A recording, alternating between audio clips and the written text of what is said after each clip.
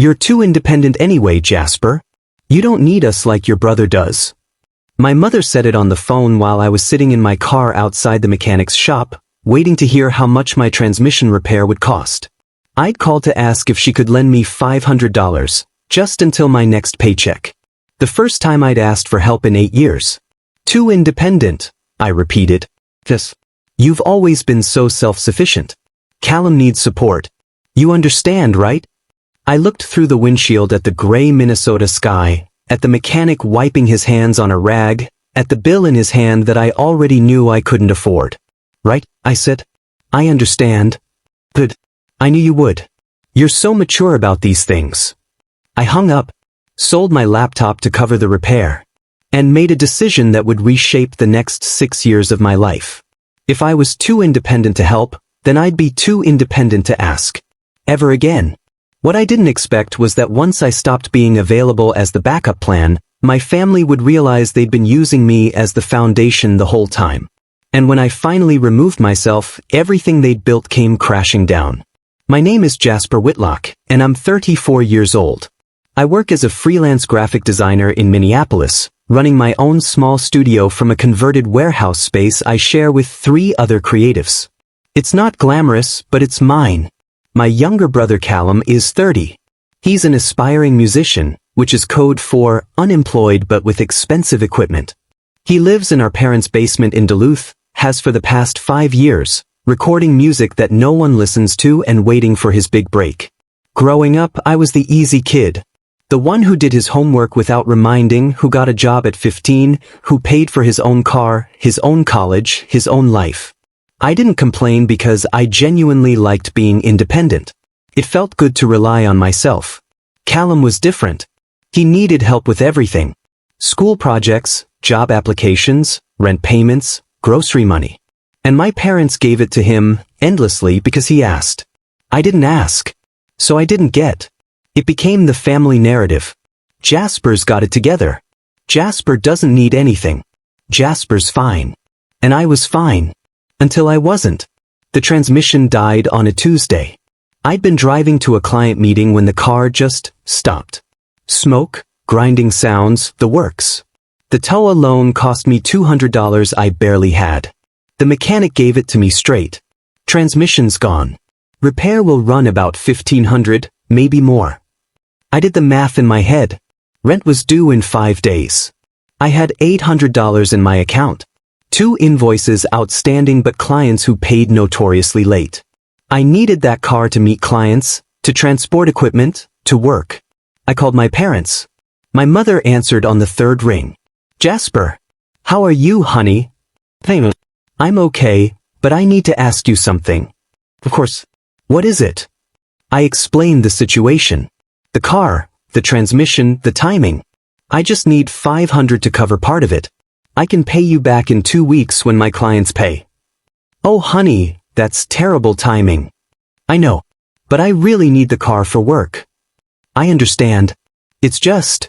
She paused. We just helped Callum with his rent this month. And his credit card was maxed out again, so we paid that off too.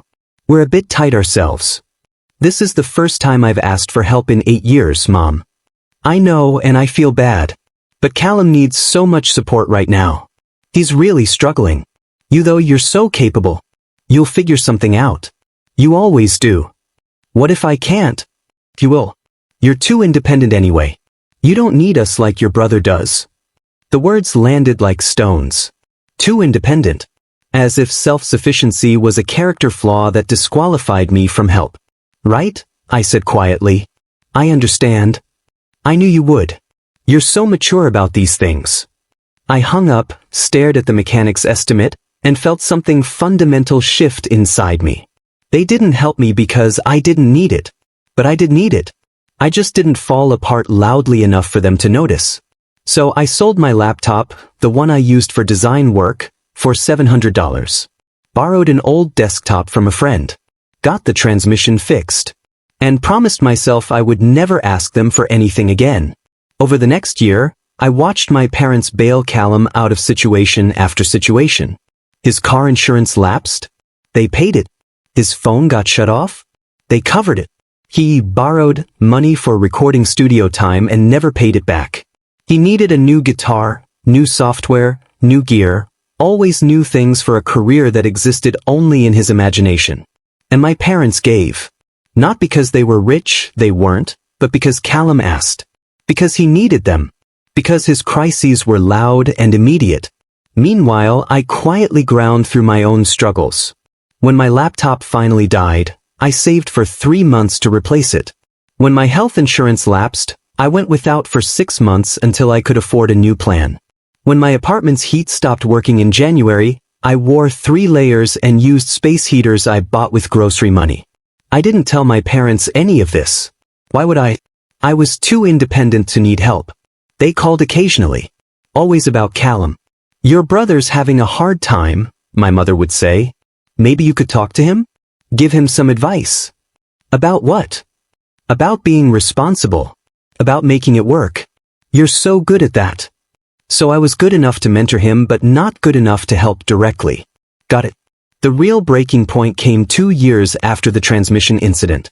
My father called on a Sunday morning. Jasper, we need to talk about Callum. What happened? He got into some trouble. Financial trouble. He owes someone money, and they're threatening to take legal action. How much? $7,000. I nearly dropped the phone. $7,000? For what? He bought equipment on credit. Said he'd pay it back when his music took off. Obviously that hasn't happened. So what do you want me to do? We're trying to help him, but we don't have that kind of cash lying around. We thought maybe you could contribute? A few thousand? I laughed. Actually laughed. Dad, you told me 2 years ago I was too independent to need help when my transmission died. Now you want me to contribute thousands to bail out Callum. That was different. How? Your situation was manageable. This is serious. He could get sued. And I could have lost my car and my livelihood. But I was too capable, remember? Silence. Then, are you really going to hold that against us now? When your brother needs help? I'm not holding anything against you. I'm just not available to fix problems for someone who's never learned to fix his own. He's your brother. And I'm your son. But apparently, that only matters when you need something from me. I hung up.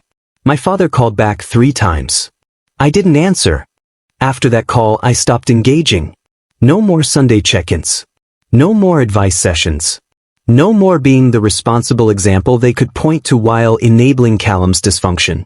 My mother left voicemails. Jasper, honey, please call back. We need to talk about this. You're being unreasonable. Unreasonable. Another word for boundaries. They figured out Callum's debt somehow. I never asked. And life continued. Just without me in it. Months passed. I threw myself into work. Expanded my client base. Hired an assistant. Moved into a better studio space. Thrived, actually, now that I wasn't carrying the emotional weight of being the responsible one who never got recognized for it. I started dating someone, a woman named Ramona who taught high school art. She asked about my family once. I gave her the basics. They're in Duluth. We're not close. Why not? Because I was too good at not needing them. She frowned. That doesn't make sense. It does if you've been the easy kid your whole life. Easy kids get forgotten. Difficult ones get attention. She kissed my forehead. You deserve better than that. I know. That's why I left. The crisis. 3 years after I'd stopped being available, my mother showed up at my studio unannounced. I was in the middle of a design review when my assistant knocked on my door. There's a woman here to see you. Says she's your mom. I found her in the waiting area, looking smaller than I remembered. Older. Her hands twisted around her purse strap. Mom. Jasper. Her voice cracked. We need to talk. I led her to my office, closed the door. What's going on? It's your brother. She took a shaky breath. He's in trouble again. Real trouble this time. What kind of trouble? He tried to start a business. Some kind of online music platform. He took out loans, maxed out credit cards, convinced us to co-sign for more. And it all fell apart. We're being sued. We could lose the house. I sat back in my chair. How much? 40,000. Maybe more with legal fees. Jesus. I know. And Jasper, I know I have no right to ask, but we need help. Your father's health isn't good, the stress is killing him. We can't lose our home. And you're the only one who's stable enough to. To what? Bail you out? To help your family. I looked at her. Really looked at her. At the desperation in her eyes, the plea in her voice.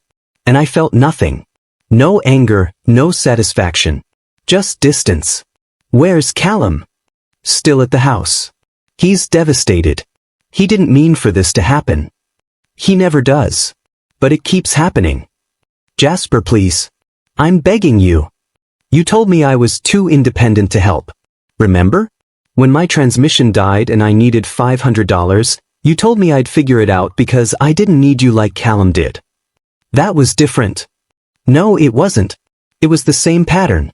Callum needs, so he gets. I handle my own problems, so I'm invisible. Well, guess what? I'm still handling my own problems. And this isn't mine. We're your parents. He's your brother. And for 30 years, I've been the afterthought. The one who didn't need anything, so he didn't get anything. Now you're in crisis and suddenly I'm family again? That's not fair. Fair would have been treating me like I mattered before you needed something from me. Fair would have been acknowledging that just because I didn't fall apart didn't mean I didn't struggle. But you didn't. So now you get what you taught me, independence. She started crying. I don't know what to do. Neither do I. But I'm not giving you $40,000 to fix a mess that's been 30 years in the making. So you're just going to let us lose everything? No. You're going to let you lose everything. Because you chose this. You chose Callum over me 1,000 times. You chose enabling over accountability. You chose immediate crisis over long-term relationship. This is the consequence. She stood, shaking. I never thought you could be this cruel. I'm not being cruel. I'm being exactly what you told me to be. Independent. She left without another word. They lost the house. Downsized to a small rental across town. Callum moved out, finally, to a friend's couch somewhere. My father's health deteriorated from stress. My mother stopped calling. I heard all this through my aunt, my mother's sister, who'd reached out to tell me she understood why I'd done what I'd done. Your mother never saw it, she said over coffee one afternoon. The way she treated you versus Callum. Some of us saw it. But she couldn't. Do you think she sees it now? I think she's starting to. Losing everything has a way of clarifying things. I nodded. Felt something that might have been sadness. Or just fatigue. Do you regret it? My aunt asked. Not helping them? Yes. I thought about it carefully. No. I regret that it had to come to that. But I don't regret protecting myself. That's fair. 2 years passed. I heard occasional updates. My parents were managing in their rental. Callum had gotten a regular job, some warehouse thing. My father's health had stabilized. I didn't reach out. Didn't apologize. Didn't make the first move. Then my father called. Not my mother. Jasper. It's Dad. I know. Can we talk? In person? Why? Because I owe you an apology. And I need to say it to your face. We met at a coffee shop in Minneapolis, neutral territory. He looked older, grayer, worn down by years of consequences. Thank you for meeting me, he said. I waited. I've been thinking about what you said. About being too independent. About how we treated you versus Callum. He paused. You were right. About what? All of it. We took advantage of the fact that you didn't ask for help. We told ourselves you didn't need it, but really, we just found it easier to help Callum because he made it impossible to ignore. Why are you telling me this? Because I'm sorry. Your mother is too, but she doesn't know how to say it. She's ashamed. We both are. You should be. He nodded. We should. And I'm not asking you to forgive us or to come back or to give us money. I just wanted you to know that we see it now. What we did. What we cost you. I felt something crack in my chest. Not forgiveness, but acknowledgement. What happened to Callum? He's working. Actually working. No more music dreams, no more schemes. He's got a job, an apartment, a girlfriend who doesn't tolerate his nonsense. Losing everything forced him to grow up. And you? We're learning to live with less. With what we can actually afford, not what we convinced ourselves we needed to give your brother. We talked for another hour. About small things. About his health, my work, safe topics. When we parted, he hugged me. I hope someday you'll let us try again. Not the old way. A new way. Maybe, I said. But it'll take time. I understand. I'm 39 now. My relationship with my parents is cordial but distant. We talk occasionally, see each other once or twice a year. They've met Ramona. They congratulated me when I opened a second studio location. They're trying. Slowly, imperfectly, but trying. Callum and I barely speak. There's no animosity, just absence. We're strangers who happen to share DNA. And I'm okay with that. Because I learned something crucial. Independence isn't a flaw. It's a survival skill I developed because I had to. But choosing when to be independent versus when to be available? That's power. And I'm not giving that power to people who've proven they'll abuse it. Here's what I learned. Being called too independent is code for too inconvenient to help. When someone tells you you don't need them, what they're really saying is they don't want to show up for you. And when you finally believe them, when you stop asking and stop being available, they realize too late that you weren't independent by choice. You were independent by necessity. My mother said I was too independent to help. So I became too independent to return. And the family that took me for granted lost more than money. They lost me. If you've ever been told you're too capable to need support, I want you to hear this. You deserve help even when you can handle things alone. Being strong doesn't disqualify you from being loved. Have you ever been the easy kid who got forgotten because you didn't fall apart? Tell me your story in the comments. And subscribe for more stories about setting boundaries, protecting yourself, and refusing to be taken for granted just because you're strong enough to survive it.